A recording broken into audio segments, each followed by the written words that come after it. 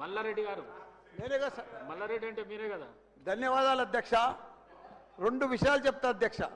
ఒకటి, ప్రభుత్వానికి గవర్నమెంట్కు 1100 కోట్లు లాభం వచ్చేది చెప్తా అధ్యక్ష.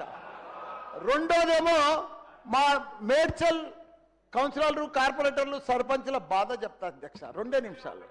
ఒక్కటే చెప్పు. 1100 కావాలా? 1 నిమిషంలా. నువ్వు నంబర్ 1 మినిస్టర్ అన్నా, నువ్వు మా ఇన్ఛార్జ్ మంత్రివి, నీకే చెప్తున్నా, మా ఇన్ఛార్జ్ మంత్రి అని చెప్తున్నా. అదే రెండోది చెప్తాను.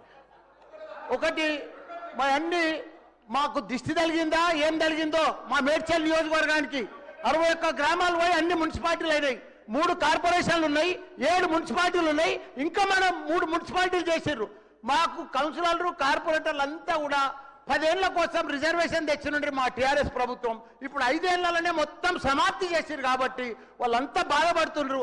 సేమ్ రిజర్వేషన్, సేమ్ కౌన్సిలర్లు, సేమ్ మున్సిపాలిటీలు, 13 మున్సిపాలిటీలు జిహెచ్ఎంసీలో కలపకుండా అట్లనే పెట్టాలన్నా. దయచేసి శ్రీధర్ అన్న, అదొక్కటి మనవి. రెండోది, మీకు లాభం వచ్చేది చెప్తా. 1100. మంత్రి గారు